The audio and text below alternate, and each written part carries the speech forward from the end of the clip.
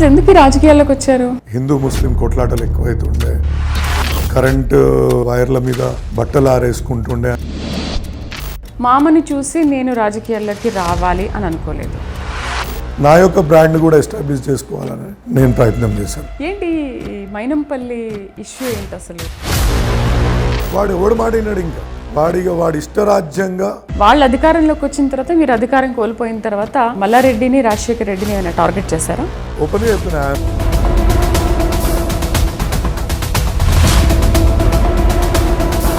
MLA అయినప్పటి నుంచి మల్కాజ్గిరికి మీరు ఏం చేశారు? మాలోనే అప్పుడున్న కొందరు ఎమ్మెల్యేలు నమ్మక ద్రోహం చేయడం మూలాన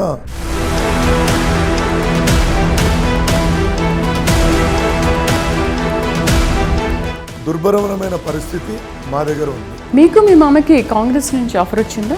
అధికారి వస్తాడు, అక్రమ సంపాదన చేసుకోవాలనుకున్నప్పుడు. మల్కాజ్గిరి ఎమ్మెల్యే మర్రి రాజశేఖర రెడ్డి గారితో స్పెషల్ ఇంటర్వ్యూ. నమస్తే, welcome to MLA with prime 9. ఒక ఎమ్మెల్యే అంటే ఎలా ఉండాలి? నిరంతరం ప్రజలకు సేవ చేస్తూ, ప్రజలకి అందుబాటులో ఉంటూ, ప్రజల పాలిట దేవుళ్ళ ఉంటే ఆ నియోజకవర్గ ప్రజలు పార్టీలకు సంబంధం లేకుండా ఆయన్ని దేవుళ్ళ కొలుస్తారు. అలాంటి వ్యక్తి ఇవాళ మన ఎమ్మెల్యే విత్ ప్రైమ్ 9లో ఉన్నారు.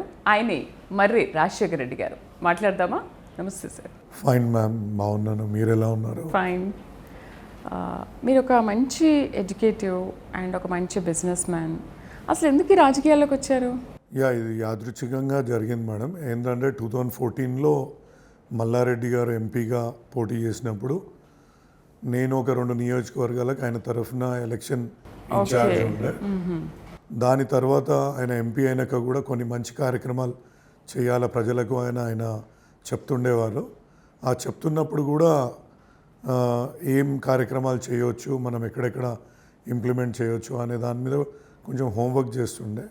ఇదే కాకుండా కేసీఆర్ గారు ఉద్యమం చేసేటప్పుడు మాకు ఇక్కడ హైదరాబాద్లో పెద్దగా ఐడియా లేకుండే. అంటే పెద్దగా హైదరాబాద్ వాతావరణంలో ఏదేదో అయిపోతుందని మేము బిలీవ్ చేస్తుండే. ఎట్లా లైక్ భూముల ధరలు పడిపోతుండే, లేకపోతే హిందూ ముస్లిం కొట్లాటలు ఎక్కువైతుండే, కరెంటు వైర్ల మీద బట్టలు ఆరేసుకుంటుండే అనే ఏదైతే సమైక్యవాదులు చెప్పే దాన్ని ఎక్కువ హైదరాబాదీలు విశ్వసిస్తుండే బేసిక్గా. సో మేము కూడా ఎక్కువ ఆ కోవకు చెందిన వాళ్ళమే ఉంటుండే.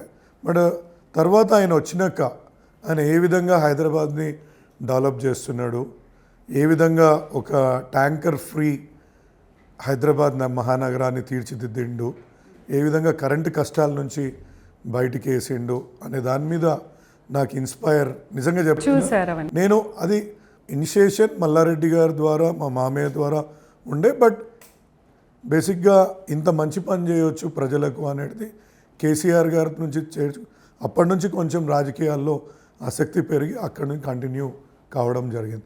అంతకుముందు మాకు ఎటువంటి రాజకీయ అనుభవం కానీ రాజకీయంగా ఎక్కడా కానీ లేదు. వే బ్యాక్ ఒక 20 years కింద మా నాన్న ఒకసారి బోర్డు మెంబర్ ఇక్కడ కంటోన్మెంట్ బోర్డు మెంబర్కి పోటీ చేసిండు. కంటోన్మెంట్ బోర్డు మెంబర్లో ఏ పార్టీకి అఫిలియేషన్ ఉండదు బేసికల్గా. సో ఇండిపెండెంట్గా కంటోన్మెంట్ బోర్డు మెంబర్గా 92లో పోటీ చేయడం జరిగింది. 92. సో అది అప్పుడు ఒక వన్ ఆఫ్, అప్పుడు కూడా అందరు కలిసి ప్రజలు అంటే ఆయనకున్న ఒక మంచి పేరుని మీరుంటే బాగుంటుంది అనేసి ఒక ఎన్జిఓ లాగా బేసిక్గా అట్లా కాంటెస్ట్ చేయడం జరిగింది. కానీ రాజకీయాల్లోకి రావడం అంత సులభం అనుకున్నారా? మంచి చేయాలనేదే బేసిక్గా కాన్సెప్ట్ అండి. బేసిక్గా ఒకటి మనతోటి చేతనైనంత వరకు ఒక మంచి కార్యక్రమం చేయాలా, ఏదన్నా ప్రజలకు అందుబాటులో ఉండి వాళ్ళకి సంబంధించిన సమస్యల పట్ల కొంచెం అవగాహన పెంచుకొని దాన్ని వాళ్ళకు అనుకూలంగా మార్చగలిగితే అది ఎందుకంటే నేను సమాజంలో చూస్తున్నా మేడం, 2014 తర్వాత నుంచి ప్రతి ఎలక్షన్స్లలో వెళ్ళినప్పుడు ఒక స్లమ్స్లో వెళ్ళినా ఇంకెక్కడ వెళ్ళినా కానీ సమస్యలను చూస్తుండే. మీకు ఉదాహరణ ఒకటి చెప్తానమ్మా. ఉదాహరణ ఏంటంటే, ఒక దగ్గర నేను ఓట్లు అడగడానికి ఒక కాంప్లెక్స్లోకి వెళ్ళిన, ఇట్లనే ఎలక్షన్ జరుగుతుంది, మా పార్టీకి ఓటు వేయండి అని వెళ్ళి అడిగిన సందర్భంలో అక్కడ ప్రధానంగా ఏం జరిగిందంటే పక్కకు వాళ్ళు ఒక ఇల్లుని చూపించిండ్రు. ఆ ఇల్లుని చూపించి వాళ్ళ ఇంట్లో వాళ్ళ పని చేయొద్దు, ఇంట్లో ఉన్న వాళ్ళని అక్కడ ఖాళీ చేస్తే మా అపార్ట్మెంట్ మొత్తం మీకు సపోర్ట్ చేస్తుంది అనేసి వాళ్ళు చెప్పడం జరిగింది.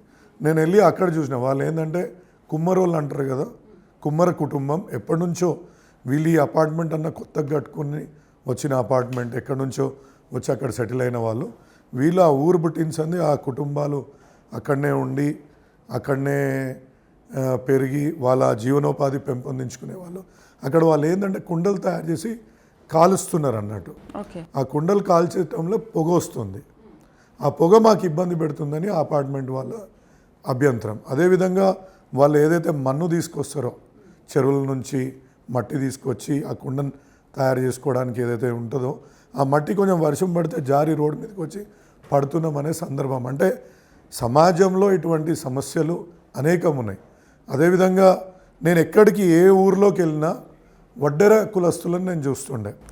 వడ్డెర కులస్తులు అత్యంత పేదరికంలో ఉన్న బీసీ వర్గం ఏదన్నా ఉంది అంటే వడ్డెర కులస్తులనే చూసిన. వాళ్ళ అన్ఫార్చునేట్లీ ఎస్టీ జాబితాలో చేరాల్సి ఉండే, వాళ్ళు చేరకుండా బీసీలోనే పెట్టిండ్రు.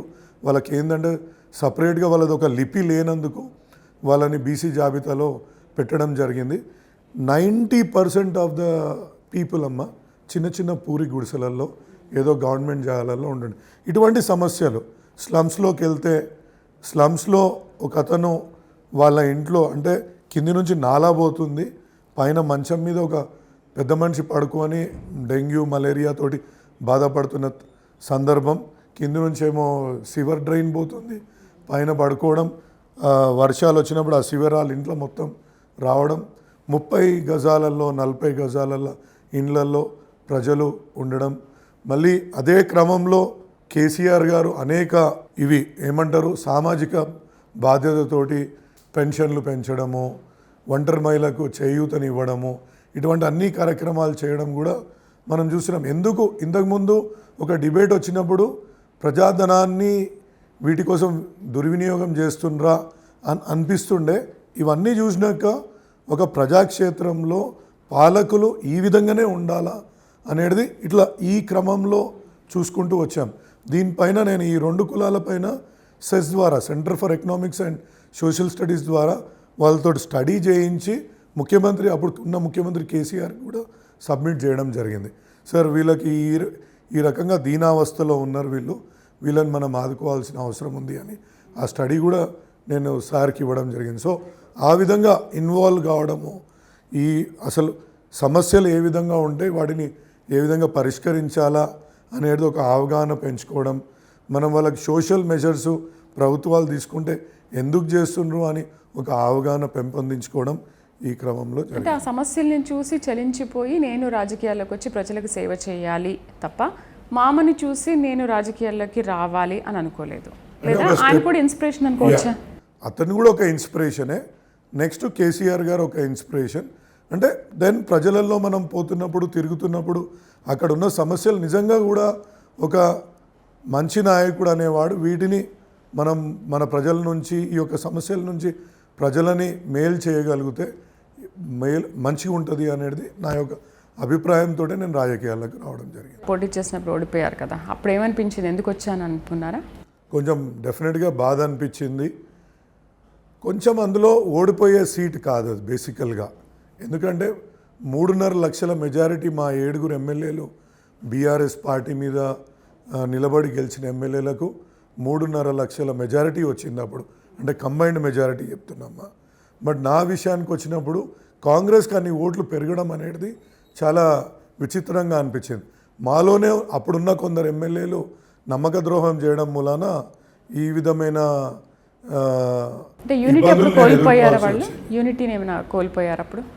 యూనిటీ అనే కంటే అప్పుడే మల్లారెడ్డి గారికి మంత్రి పదవి ఇవ్వడం, సేమ్ నాకు ఎంపీగా ఇవ్వడం కొందరు ఎమ్మెల్యేలకు రుచించలేదు. సో వాళ్ళు మనస్ఫూర్తిగా కేసీఆర్ గారు ప్రయత్నం చేసినా, కేటీఆర్ గారు విశ్వ ప్రయత్నం చేసినా వాళ్ళు స్పందించకుండా కొంచెం పార్టీకి వెన్నుపోటు పొడిచిందని నేను అనుకుంటున్నాను. అంటే మీరు ఏమాత్రం వెనకడుగు వేయకుండా ఎందుకు నేను గెలవను అనుకొని వచ్చారు చూడండి, అది గ్రేట్. ఒకటి ఓడిపోయాక ఒక కసి పెరిగిందమ్మా. సో ఈ విధమైన సిచ్యువేషన్ నుంచి రేపు కూడా మళ్ళీ నిలబడ్డప్పుడు మన వాళ్ళు ఎవరన్నా మోసం చేసినా దాన్ని తట్టుకొని ఏ విధంగా నిలబడాలా. సో అప్పటి నుంచి నేను ఒక కార్యక్రమం మొదలుపెట్టిన, ప్రజలకు ఏ విధంగా అందుబాటులో ఉండాలా, ప్రజాక్షేత్రంలో ఏ విధంగా పోవాలా.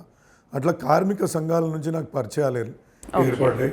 ఒక 5 కంపెనీస్లలో మన రాణే ఇంజన్ వాల్స్ అని, శాంత బయోటెక్ అని, అదేవిధంగా ఎంటీఆర్ అనే కంపెనీస్లలో ఉదాహరణకు చెప్తున్నా, షీలా ఫోమ్స్ అనే కంపెనీలలో పోటీ చేసి అక్కడ గెలవడం జరిగింది.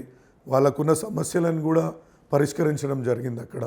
సో అదేవిధంగా ప్రజలకు అందుబాటులో ఉంటూ నేను చెప్పాను కదా ఇంతకుముందు ఉన్న సమస్యలను, వాటిని ఏ విధంగా అధిగమించాలా, వాటిని పబ్లిక్కి ఏ విధంగా సేవ చేయగలగాల అనే కార్యక్రమం కూడా తీసుకొని ముందుకెళ్ళడం జరిగింది. దాంతో ఒక ప్రజలలో కూడా ఈయన ఈ విధంగా పనిచేస్తాడు అనే ఒక నమ్మకము, అంటే మల్లారెడ్డి గారి అల్లుడు కాబట్టి ఆయనకు అప్పుడు ఫస్ట్ టైం టికెట్ వచ్చింది. బట్ సెకండ్ టైం ఆ విధంగా అనిపించుకోవద్దు.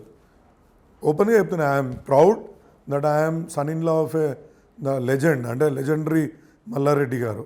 అంటే ఒక పాల వ్యాపారం నుంచి చేసి అంత గొప్పగా ఎదిగిన వ్యక్తికి అల్లుడు కావడం నా అదృష్టంగా భావిస్తాను. But at the same time నా యొక్క బ్రాండ్ కూడా ఎస్టాబ్లిష్ చేసుకోవాలని నేను ప్రయత్నం చేశాను. కానీ ఏంటి మీ ఇద్దరికి పడదన్న రూమర్స్ ఉంటాయి బయట, మీ ఇద్దరికి అసలు పడదు వాళ్ళు చెప్పుకుంటారు. మేము మామ అల్లుళ్ళమే కదా ఎండ్ ఆఫ్ ద డే.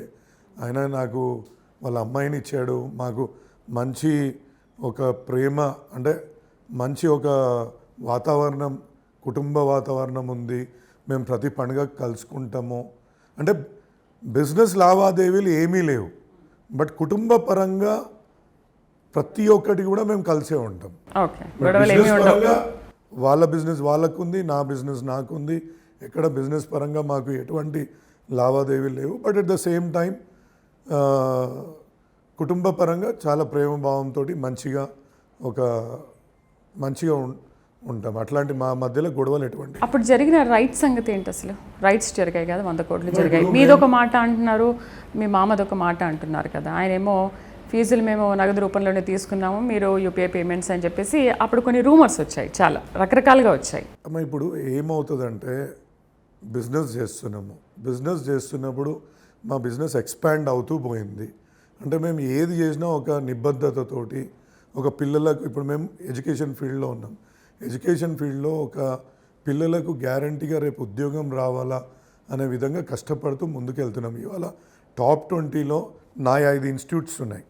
ఇప్పుడు నేషనల్ ఇన్స్టిట్యూషనల్ ర్యాంకింగ్ ఫ్రేమ్వర్క్ తీసుకున్నా, ఎన్బిఏ అక్రిడేషన్ తీసుకున్నా, నాక్ అక్రిడేషన్, ఇవన్నీ క్వాలిటీ అష్యూరెన్సెస్ అన్నట్టు ఒక రకంగా.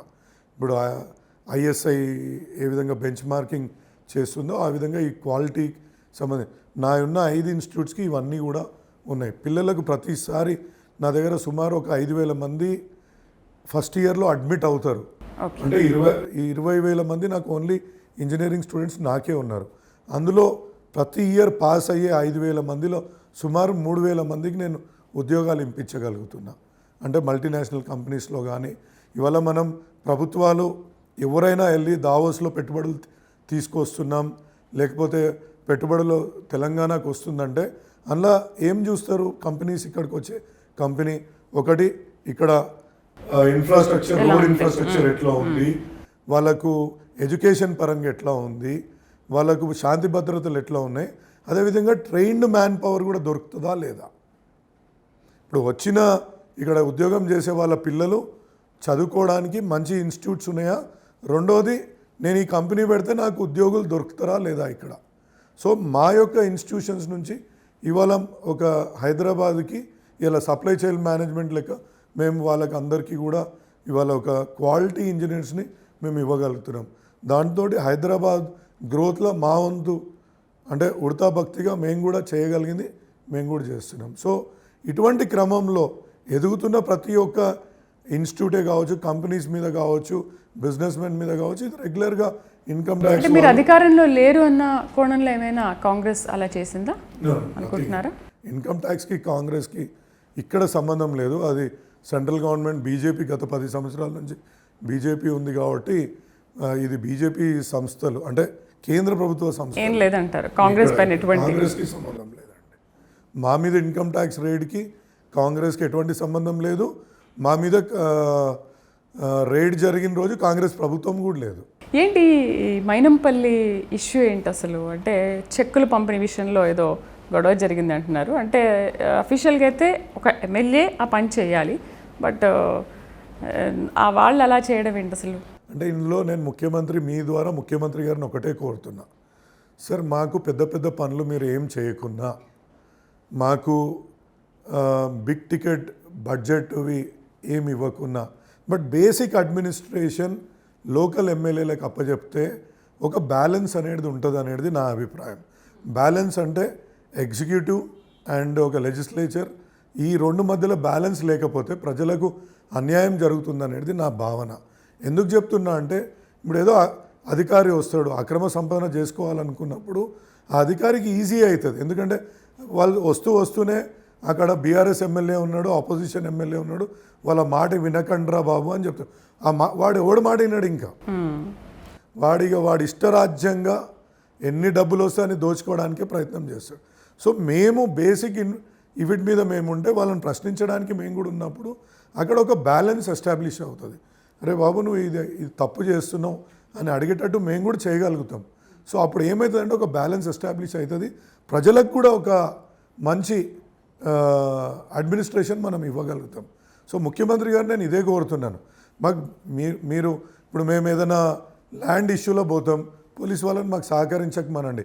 బట్ ఏదైనా ల్యాండ్ కబ్జా అవుతుంది, మా దగ్గర పార్కులు కబ్జా అవుతుందని పోలీస్ వాళ్ళ దగ్గర పోతే స్పందించాల్సిందిగా వాళ్ళకి ఆదేశించండి. సో డెఫినెట్గా అప్పుడు మీకు కూడా మంచి పేరు వస్తుంది. సో నేను అనేది ఏంటంటే బేసిక్ అడ్మినిస్ట్రేషన్ దగ్గర ఎవరైతే ఎన్నికైన ఎమ్మెల్యే ఉంటాడో వాళ్ళని దూరం చేస్తే రేపు ఆ ఎమ్మెల్యేకి చెడ్డ పేరు వస్తుండొచ్చు, అట్ ద సేమ్ టైం ప్రభుత్వానికి కూడా చెడ్డ పేరు వస్తుంది అనేది నా యొక్క భావన. అదేవిధంగా ఏదో ప్రోటోకాల్స్ ఉంటాయో, ఇప్పుడు ప్రజల ద్వారా ఎన్నుకోబడిన ఎమ్మెల్యేలం, మేమే నామినేట్ అయిన ఎమ్మెల్యేలం కాదు, ఎవరినో అక్కడ వచ్చి కూర్చోమనడము, అక్కడ ఈ యొక్క ఇబ్బందుల దాని బదులు మీ యొక్క కార్యకర్తలకు లీడర్లకు చెప్పండి, ఒక కార్యాచరణ చేయమనండి, వాళ్ళని మీకు అక్కడ ఉన్న లోకల్ సమస్యలు ఏందో మీ దృష్టికి తెమ్మనండి. ఆ దృష్టికి తేవడం మూలాన మీరు అక్కడ అభివృద్ధి చేసే ఆస్కారం ఏర్పడుతుంది.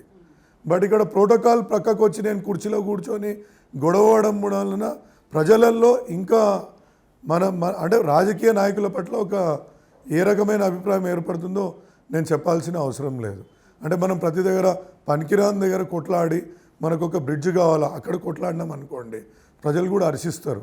కుర్చీ కోసం కొట్లాడుతుంటే ఎవరు హర్షిస్తారు? సో అంటే మీరు ఏ రకంగా వార్నింగ్ ఇస్తున్నారు అనుకోవాలి? ఇలా చేస్తున్నారని వార్నింగ్ ఇస్తున్నారు అనుకోవాలా, లేకపోతే మీరు చెయ్యట్లేదని చెప్పేసి ఇలా చెయ్యండి అని చెప్పి వార్నింగ్ ఇస్తున్నారు? వార్నింగ్ కాదమ్మా, నేను చెప్పేది ఏంటంటే మీరు అభివృద్ధిలో పోటీ పడండి. మాకు ఉదాహరణకు చెప్తున్నమ్మా, ఇదే ముఖ్యమంత్రి గారి దగ్గరికి, ఎందుకంటే ఆయన మా అదృష్టం ఏంటంటే ఇంతకుముందు ఆయన నా మైన గెలిచి ఎంపీగా ఇక్కడ ఉన్నాడు కాబట్టి ఇక్కడ ఈ సమస్యలు ఆయనకు అవగాహన ఉంది. నేను ఎప్పుడు ఆయనకి వెళ్ళి రిప్రజెంటేషన్ చేసిన, సార్ మా దగ్గర ఇట్లా రామకృష్ణాపురం ఫ్లైఓవర్ దగ్గర 2 lanes ఉంది, మాకు ప్రతిరోజు ఇబ్బందులు అవుతున్నాయి, ట్రాఫిక్ జామ్లు అవుతున్నాయి, యాక్సిడెంట్లలో మనుషులు చనిపోతున్నారు, ఇక్కడ ఇన్ని వెహికల్స్ ఇక్కడ ప్రయాణం చేయడం మూలాన అక్కడ ట్రాఫిక్ రద్దీ పెరిగిపోతుంది, మాకు ఒక బ్రిడ్జ్ శాంక్షన్ చేయండి అంటే ఇమీడియట్లీ ఆయన అధికారులను పిలిపించి అది నాకు కూడా ఐడియా ఉంది, రాజశేఖర్ చెప్పింది కరెక్టే, మీరు పోయి అక్కడ బ్రిడ్జ్ శాంక్షన్ చేయండి అని ఇచ్చాడు. అదేవిధంగా మాకు ఇక్కడ ప్రెషర్ సమస్యలు, అంటే ఈ వాటర్ సంబంధించిన ఇండ్లలోకి ప్రెషర్ సప్లై చేయడం కానీ, ప్రెషర్ తోటి సప్లై అంటే వాటర్ ఒక ప్రెషర్ తోటి రావడము, అదేవిధంగా 4 రోజులకు ఒకసారి వాటర్ ఇచ్చే పరిస్థితులు మా దగ్గర ఉన్నాయి. సో ఒక వాటర్ రిజర్వాయర్ అడిగితే ఇమీడియట్లీ 5 million లీటర్స్ది ఒక రిజర్వాయర్ 15 లక్షల వ్యాయామం 15 కోట్లు వ్యాయామం అవుతుంది, దాన్ని కూడా అతను శాంక్షన్ చేయడం జరిగింది. మాకు ఏఓసి గేట్లు మీరు ఇన్నింటారు, ఆర్మీ వాళ్ళు మూసేస్తుంటారు, సమస్యలు వస్తున్నాయి ఇక్కడ అంటే దానిపైన కూడా ఆయన అడ్మినిస్ట్రేటివ్ శాంక్షన్ మాకు ఇచ్చారు. నేను అనేది ఏంటంటే ఇప్పుడు అంటే ఉదాహరణ కాంగ్రెస్ సంబంధించిన ముఖ్యమంత్రి వాళ్ళ ప్రభుత్వం ఉంది, నేను బీఆర్ఎస్ ఎమ్మెల్యేని పోతే ఒక ముఖ్యమంత్రి నాకు ఈ సమస్యలు ఉన్నాయి నిజమే వీళ్ళు ప్రాపర్గా తీసుకొచ్చారు కాబట్టి శాంక్షన్ చేస్తున్నాడు అతను. అదేవిధంగా మీరు కూడా ఆ విధంగా చేయండి. ఇప్పుడు మీరు కాంగ్రెస్ వ్యక్తులే కదా, మీరు పోయి ఒక 3,500 ఇండ్లు కట్టిస్తా అన్నారు, ఆ 3,500 ఇండ్లు కట్టియండి అని చెప్పండి. మనం ఇంతకుముందు మా నియోజకవర్గంలో ఒక దురదృష్టం ఏంటంటే ఇంతకుముందు కేసీఆర్ గారు 2 బెడ్రూమ్ ఇండ్లు ప్రతి ఒక్క నియోజకవర్గాలలో కట్టించిండ్రు. మల్కాజ్గిరి నియోజకవర్గంలో ఒక్క ఇల్లు అంటే ఒక ఇల్లు కట్టియలేకపోయినరు. మరి అప్పుడు కట్టియలేకపోయినరు, ఇప్పుడైనా కట్టియండి. ఇప్పుడు సంవత్సరానికి 3,500 ఇండ్లు ఇస్తా అంటుంది కాంగ్రెస్ ప్రభుత్వం. అది తెండి. మీరు మహిళలకు 2,500 ఇస్తా అంటుండ్రు కాంగ్రెస్ ప్రభుత్వం. అది మన దగ్గర ఉన్న మహిళలకు ఇప్పియండి. మీరు యువ వికాసం ఒక స్కీమ్ తీసుకొచ్చిండ్రు. ఫస్ట్ పైలట్గా ఇక్కడనే ఒక 70,000 మంది అప్లై చేశారు. ఆ 70,000 మందికి ఇక్కడ పైలట్గా ఇంప్లిమెంట్ చేయించండి. సో అందులో పోటీ పడదాం. మనం మల్కాజ్గిరి ప్రజలకు మనం ఏం చేద్దాం అనే విషయంలో పోటీ పడదాం. కానీ ఈ ప్రోటోకాల్ విషయంలో కుర్చీల కొట్లాట, లేకపోతే నేను పైల్వాన్ని, నేను ఎవరినన్నా ఖతం చేసేస్తా. మీకు ఒక ఉదాహరణ చెప్తాము. నేను చాలా సినిమాలలో చూసిన, నేను ఒకటి ఏం చూస్తా అంటే ఆ విలన్ ఏం చెప్తాడు, ఒక హీరో కొట్టి వాళ్ళ దగ్గరికి అనుచరుడు వస్తే, అరే మనం భయం అనే దాని మీద ఇన్వెస్ట్ చేసినాం రా, నువ్వు ఇట్లా తన్నులు తింటావు అని ఆయన ఒక షూట్ చేసి పడేస్తాడు. మనం భయం మీద ఇన్వెస్ట్ చేస్తాం. భయం మీద ఇన్వెస్ట్ చేద్దామా, అభివృద్ధి మీద ఇన్వెస్ట్ చేద్దామా? సీఎం సపోర్ట్ చేస్తున్నారా లేదా? కేసులు ఇప్పుడు నాకైతే నేను పోయి అభివృద్ధి గురించి అడిగితే ఆయన తప్పకుండా నాకు చేస్తున్నారు. ఓకే. సో అభివృద్ధి గురించి ఎవరైనా ఇప్పుడు ప్రభుత్వంలో రేపు ఆయనకు కూడా మంచి పేరు తెచ్చుకోవాలని ఉంటుంది కదా. ఇప్పుడు సీఎం అయిండు, కేసీఆర్ గారు ఏ విధంగా అభివృద్ధి చేసిండ్రు, కేటీఆర్ గారు ఇవాళ నగర అభివృద్ధి చేస్తే 24 ఎమ్మెల్యేలను మేము ఏ విధంగా ఎన్నుకున్నామో మీరు చూసిండ్రు. అదేవిధంగా ఇవాళ ఇప్పుడున్న ముఖ్యమంత్రి కూడా అభివృద్ధి చేసి రేపు జంట నగరాల్లో మేము గెలవాలని కోరుకుంటాడు కదా. సో డెఫినెట్గా నేను అడగగానే ఆయన ఇచ్చాడు. మీరు కూడా అట్లా అడగండి మీ ప్రభుత్వాన్ని పోయి. ఇక్కడ అనేక భూములు గుండాల ద్వారా కబ్జాలకు గురవుతున్నాయి. మా దగ్గర యుఎల్సి భూములను ఆపట్లేదు, మా దగ్గర భూదాన్ భూములను ఆపట్లేదు, పార్కులను కబ్జా పెడుతున్నారు. మేము ఇప్పుడు మొన్న హైడ్రా ఎంబడబడి మాకు రిక్వెస్ట్ చేసుకుంటే ఒక 2,500 ఒక దివాకర్ రెడ్డి గారు అని ఒక 10 సంవత్సరాల నుంచి పోరాటం చేసి ఇప్పుడు హైడ్రా సహకారంతో 2,500 గజాల భూమిని రెడ్డి ఎన్క్లేవ్లో విడిపించుకోగలిగినాం. అదేవిధంగా యుఎల్సిలో 37 ఎకరాలు ఉంది. 37 ఎకరాలను విడిపించడానికి మేము ఇప్పుడు పోరాడుతున్నాం. దాన్ని సహకరించండి. భూదాన్ ల్యాండ్లో ఒక దగ్గర 10 లక్షల రూపాయలు కిరాయిలు వసూలు చేస్తున్నారు, మాది ల్యాండ్ అని చెప్పుకొని. దానిపైన పోరాడం. అక్కడ ఒక మంచి క్రికెట్ స్టేడియమో లేకపోతే అక్కడ డబుల్ బెడ్రూమ్లో మీరు ఇంద్రమ్మ ఇండ్లు ఇస్తా అంటే ఇంద్రమ్మ ఇండ్లను కట్టించి పేద ప్రజలకు ఇద్దాం. మా దగ్గర ఇప్పటికీ మీరు ఒక ఆశ్చర్యపోతారమ్మా, మల్కాజ్గిరిలో అల్వాల్ సర్కిల్ అంటే ఒక దగ్గర 3-4 లక్షల మంది ఉంటారు, ఒక 2 లక్షల మంది ఓటర్స్ ఉన్నారు. అక్కడ సబ్ రిజిస్టర్ ఆఫీస్ కార్యాలయం లేదు. సబ్ రిజిస్టర్ ఆఫీస్ కార్యాలయంకి మొన్న ఇన్స్పెక్ట్ చేస్తే దాన్ని ఆపుతున్నారు. ఒక ఫైర్ స్టేషన్ లేదు, దాన్ని ఆపుతున్నారు. సపోర్ట్ చేస్తున్నారు కదా, సపోర్ట్ చేస్తున్నారు. గతంలో మీరే ఉండే, ఇవన్నీ చేయాల్సి ఉండే. గతంలో కార్పొరేటర్లు మీరే, ఎమ్మెల్యే మీరే, ప్రభుత్వం మీరే. అంటే రాజశేఖర్ గారు ఒక వైపు చూస్తుంటే వాళ్ళ అధికారంలోకి వచ్చిన తర్వాత, మీరు అధికారం కోల్పోయిన తర్వాత సీఎం ఏమైనా మల్లారెడ్డిని, రాజశేఖర్ రెడ్డిని ఏమైనా టార్గెట్ చేశారా? అటువంటిది ఏముంటుంది. వాళ్ళు ఏదో కొంచెం మా మీద కొన్ని అపోహలు ఉన్నమాట వాస్తవం. ఆ అపోహల అనుగుణంగా వీళ్ళని ఏందో కొంచెం స్పెషల్గా చూడండి అని చూశారు. తర్వాత వాళ్ళకి అర్థమైంది ఇక్కడ ఎటువంటి అక్రమాలు, ఎటువంటి ఇబ్బందులు లేవని అతను వదిలేయడం కూడా జరిగింది. కొన్ని ఉంటుంది కదమ్మా, రాజకీయ పరంగా కాంగ్రెస్, బీఆర్ఎస్ అని ఉంటుంది. ముఖ్యమంత్రి గారి మీద అనేక మంది ఒత్తిడి తీసుకురావచ్చు. ఒత్తిడి తీసుకొచ్చిన సందర్భంలో సరే వాళ్ళదేదో సమస్యలు చెప్తున్నారు, మరి ఏందో చూడండి, వాళ్ళ కాలేజీలో అవకతవకలు ఉండొచ్చు చూడండి అని ఆదేశించిండు. కానీ తర్వాత చూసిండ్రు ప్రతి సందర్భంలో ఇక్కడ క్వాలిటీ ఎడ్యుకేషన్ ఇస్తున్నారు. అన్ని సంస్థల ద్వారా అక్కడ జీరో డెఫిషియన్సీ ఉంది. ఇప్పుడు జేఎన్టీయు యూనివర్సిటీ ఇన్స్పెక్షన్ చేస్తుంది, మాకు ఏఐసిటీ ఇన్స్పెక్షన్ చేస్తుంది. అట్లా ప్రతి ఒక్క సంస్థ మమ్మల్ని ఇన్స్పెక్షన్ చేసినాకనే మా దగ్గర ఏం డెఫిషియన్సీ ఉన్నాయి, ఏం లేవు అని వాళ్ళే తెలియజేస్తారు. కాబట్టి ఆ రిపోర్ట్స్ అన్నీ ముఖ్యమంత్రికి పోతాయి. కాబట్టి నాకు తెలిసి ఆయనకు కూడా అర్థమైపోయి ఉండొచ్చు. ఎమ్మెల్యే అయినప్పటి నుంచి మల్కాజ్గిరికి మీరు ఏం చేశారు? అమ్మ, ఇప్పుడు నేను ఇక్కడ మా దగ్గర ప్రధాన సమస్య ఏంటంటే 7 నియోజకవర్గాలలో అత్యంత దుర్భరమైన పరిస్థితి మా దగ్గర ఉంది. అంటే గత ప్రభుత్వంలో వైకుంఠ ధామాలు కట్టినరు, ఒక మోడల్ వైకుంఠ ధామాలు కట్టినరు. మా దగ్గర ఒక్క మోడల్ వైకుంఠ ధామం లేదు. మా దగ్గర మల్టీపర్పస్ హాల్స్ నిర్మించుకున్నారు పేదల కోసం. వాళ్ళు అక్కడ పెళ్ళిళ్ళు చేసుకోవాలి ప్రతి డివిజన్లో అని. మిగతా నియోజకవర్గాలు అన్నిట్లలో ఉన్నాయి, మా దగ్గర ఒక్క మల్టీపర్పస్ హాల్ కట్టుకోలేకపోయినాం. మా దగ్గర ఇట్లా చెప్పుకుంటూ పోతే నేను ఇంతకుముందు చెప్పిన సబ్ రిజిస్టర్ ఆఫీస్ లేదు, ఒక ఫైర్ స్టేషన్ లేదు, మాకు సొంత భవనాలు లైబ్రరీకి లేవు. సో ఇటువంటి పరిస్థితి మా దగ్గర ఉంది. అదేవిధంగా మాకు పెద్ద సమస్య ఏంటంటే రైల్వే చక్రబంధంలో మా యొక్క నియోజకవర్గం ఉంటుంది. మాకు ఒక 11 గేట్లు దాటితే కానీ మేము బాహ్య ప్రపంచానికి వెళ్ళలేము. అంటే ప్రతి గేటు దగ్గర ఆగాల్సిన పరిస్థితి ఉంది. మాకు లక్కీగా ఏంటంటే కేంద్ర ప్రభుత్వంలో రైల్వే బోర్డు సెప్టెంబర్ 2022లో వాళ్ళు ఒక మీటింగ్లో రైల్వే బోర్డు మీటింగ్ ఏం నిర్ణయించిందంటే ఏదన్నా ఎల్సీ ఉంటే మేము పూర్తిగా 100% అంటే లెవెల్ క్రాసింగ్ ఉంటే 100% ఫండ్ మేము ఇస్తాం, కానీ రాష్ట్ర ప్రభుత్వం నుంచి ఎన్ఓసీలు తెప్పించి ఇవ్వాలి. ఈ 1 ఇయర్లో ఒక 4 బ్రిడ్జులకు మేము ఇవాళ ఎన్ఓసీలు రాష్ట్ర ప్రభుత్వం దగ్గర పోయి వాళ్ళు దాని ఎస్టిమేషన్స్ వేయించి ఎన్ఓసీలు తీసుకొచ్చి మేము ఇవాళ రైల్వే బోర్డుకి సమర్పించడం జరిగింది. రైల్వే బోర్డులో ఇమ్మీడియట్గా మా 2 శాంక్షన్ చేసి టెండర్కి తీసుకెళ్ళినాయి. వాజ్పేయి నగర్కి 74 కోట్లతోటి టెండర్ ప్రాసెస్కి వెళ్ళింది. మాకు మచ్చబొలారంలో జనప్రియ అపార్ట్మెంట్స్ దగ్గర 6.5 కోట్లతో ఇంకోటి టెండర్కి వెళ్ళింది. తుర్కపల్లిలో పని స్టార్ట్ అయింది. సో ఈ విధంగా పనులు స్టార్ట్ చేయగలిగినాం.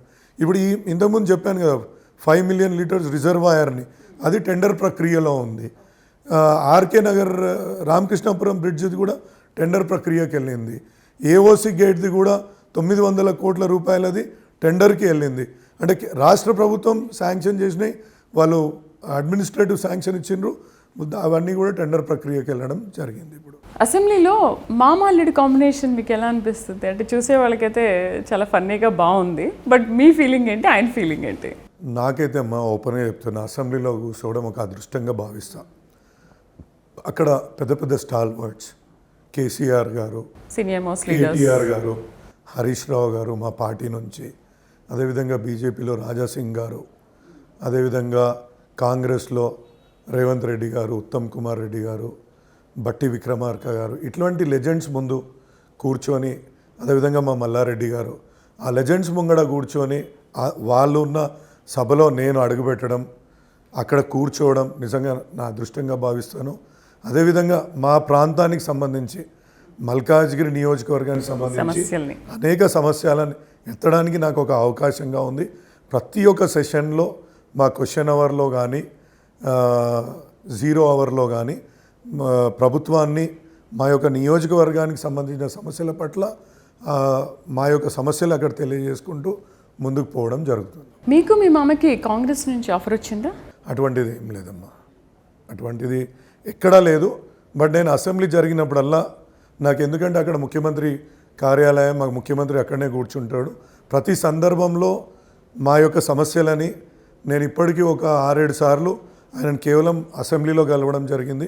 ఆ అసెంబ్లీ ప్రాంగణంలో అక్కడ వెళ్ళి మా సమస్యలు వివరించినప్పుడు ఆయన సావధానంగా విని మా యొక్క సమస్యల పట్ల, రాజశేఖర్ ఇది నాకు కూడా ఈ యొక్క ఏరియా గురించి నాకు కూడా తెలుసు, నువ్వు చెప్పేది కరెక్టే, దీనిపైన ప్రత్యేకంగా మనం శ్రద్ధ పెట్టుకొని వీటిని సాల్వ్ చేద్దామని కూడా చెప్పడం జరిగింది. సార్, ఈ గిగ్ వర్కర్స్ గురించి మీ ఒపీనియన్ ఏంటి? ఎందుకంటే మంచి పాలసీలు తీసుకొచ్చారు, ఇలా ఉంటే బాగుంటుందని కూడా ఒక యోచన చేశారు కదా. మా గిగ్ వర్కర్సు అనేక సమస్యలతో సతమతం అవుతున్నారు. నేను చెప్పాను కదా ఇంతకుముందు, నేను ఎంపీగా ఓడిపోయిన తర్వాత నాకు ఒక గుర్తింపు తెచ్చుకోవాలనుకున్నప్పుడు నేను ట్యాక్సీ డ్రైవర్లతోటి, ఆటో డ్రైవర్లతోటి, మళ్ళీ అనేక మంది కార్మిక సంఘాలతోటి, అదేవిధంగా గిగ్ వర్కర్లతోటి కూడా నేను పనిచేయడం జరిగింది. వాళ్ళు వచ్చి చెప్తున్నప్పుడు నిజంగా చాలా ఇబ్బందికరమైన పరిస్థితి అమ్మ. ఎందుకంటే ఈ ఏవైతే అగ్రిగేటర్స్ ఉంటారో, ఈ ఊబర్ కానీ ఓలా కానీ, వాళ్ళు వీళ్ళని చాలా పీడించుక తినే సందర్భాన్ని మేము చాలా చూసినాం.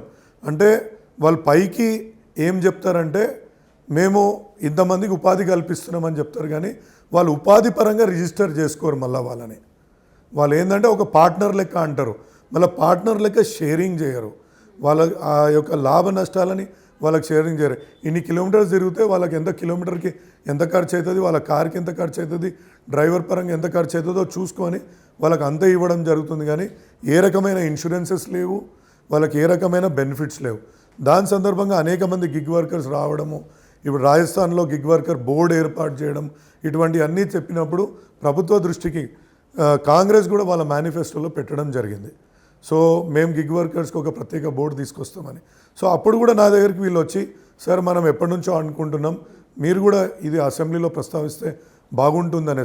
దాంట్లో సింపుల్ అమ్మ, అన్నిటికంటే సింపుల్ ఏంటంటే మనము ఇప్పుడు లైబ్రరీ సెస్ అని ఏ యొక్క ప్రాపర్టీ రిజిస్ట్రేషన్ అయినా ఏదైనా మనం లైబ్రరీ సెస్ ద్వారా మనం ఒక 0.5% ఎంతనో వసూలు చేస్తాం మనం.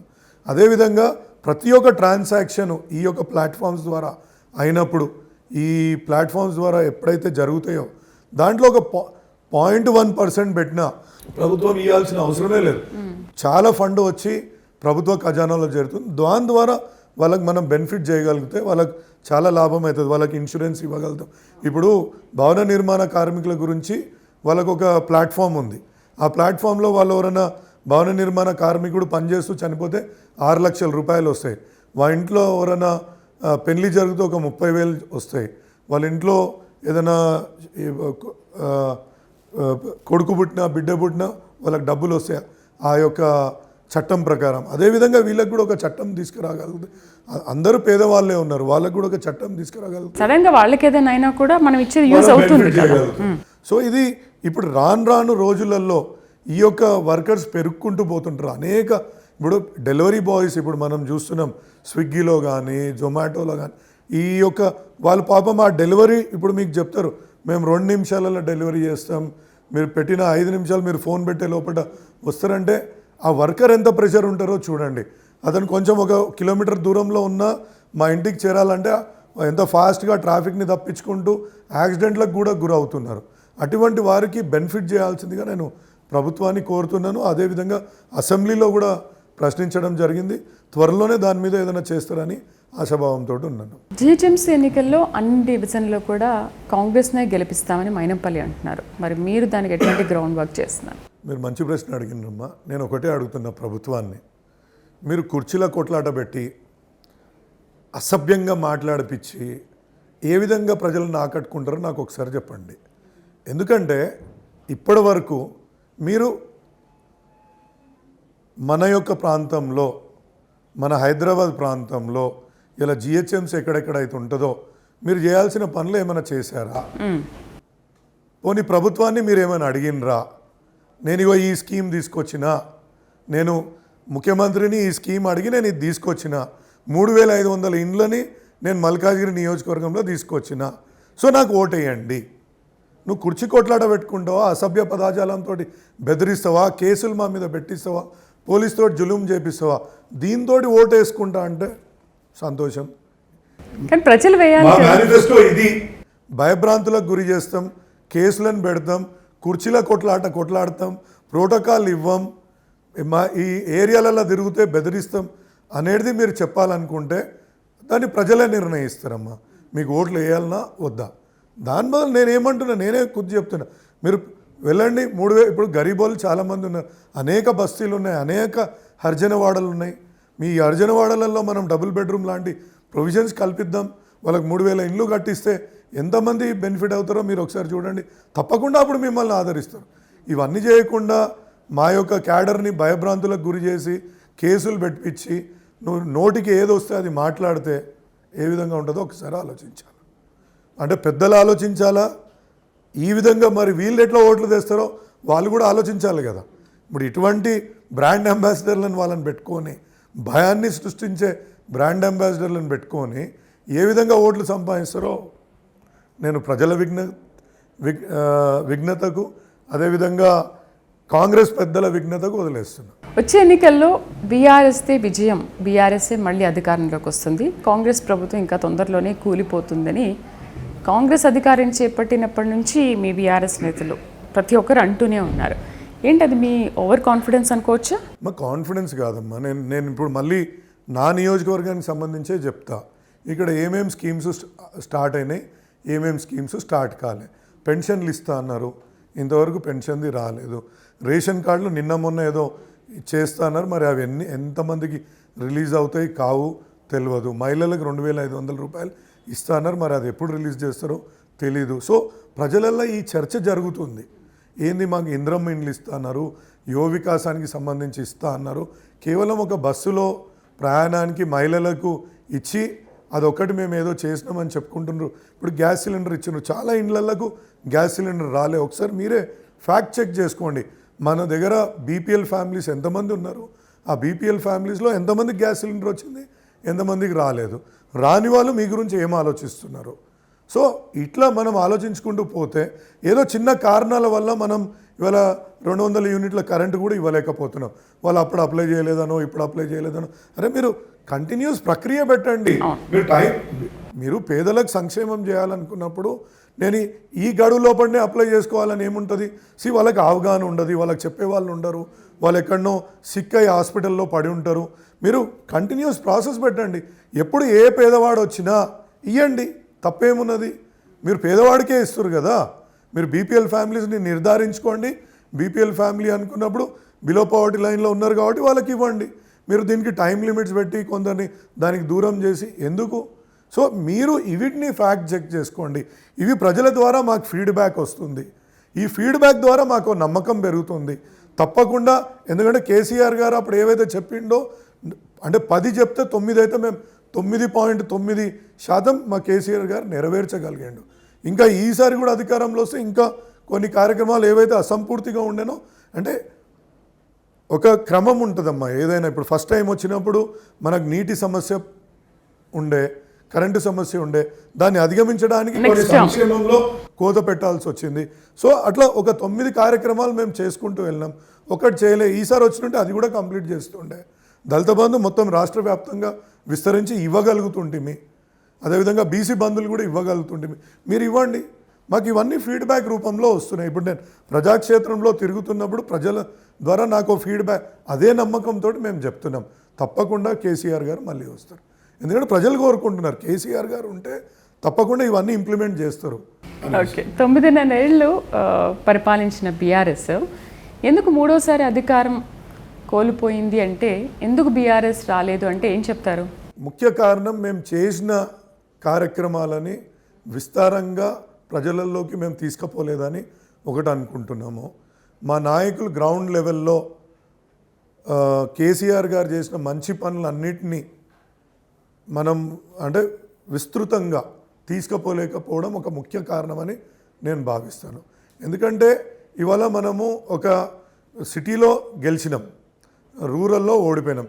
నేను రూరల్ ప్రాంతంలో కూడా నాకు ఎక్కువ రూరల్ ప్రాంతంతో నాకు ఎక్కువ పరిచయం లేదు, నాకు ఎక్కువ అవగాహన లేదు. బట్ నేను చూసిన కొద్ది ఇదే టైంలో అయినా సమ్మర్లో నేను చిన్నప్పటి నుంచి చూస్తుండే, సమ్మర్లో 2వ పంట వేయాలంటే భయపడుతుండే.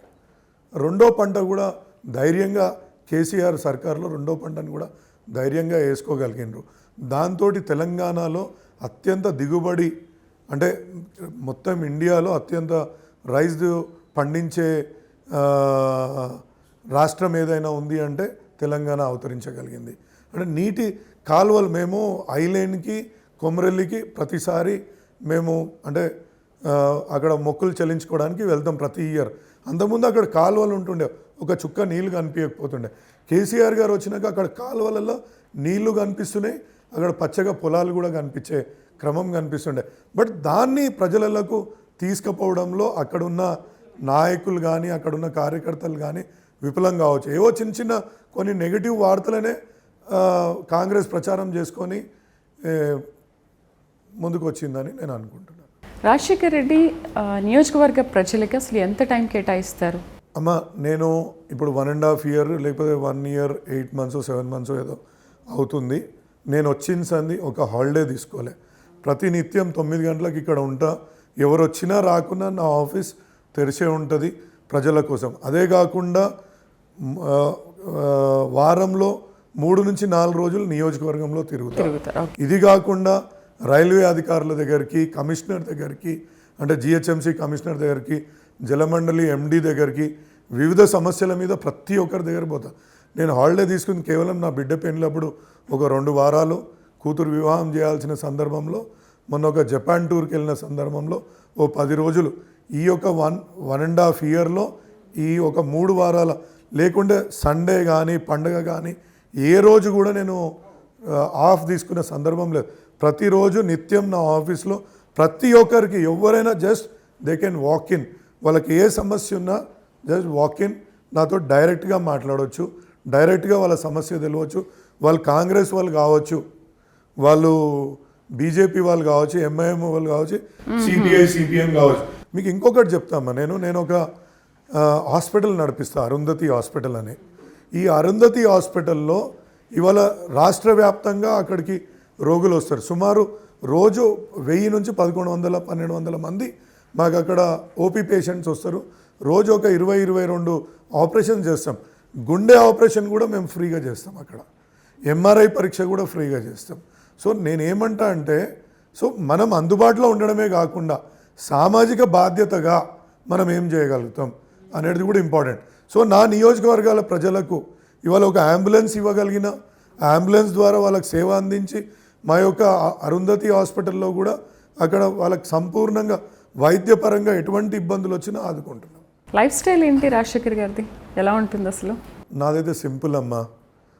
మీరు చూస్తున్నారు కదా, బ్లాక్ ప్యాంటు వైట్ షర్టు, ఇది నా బ్రాండ్ అవుతుంది. మా ఇంట్లో మా పిల్లలు కూడా డాడీ స్కూల్ డ్రెస్ వేసుకో అని అంటుంటారు. సో పెళ్ళి అప్పుడున్నా, పండుగ ఉన్నా, ఏ ఫంక్షన్కి వెళ్ళినా ఇదే అటైర్ ఉంటారు. నాకు గోల్డ్ మీద కానీ, వాచ్ల మీద కానీ, కార్ల మీద కానీ ఎటువంటి షోకులు లేదు. నా సింపుల్ ఇన్నోవా కారే, అందరు వాడే కారే. నాకు పెద్దగా ఎటువంటి ఇది లేదు.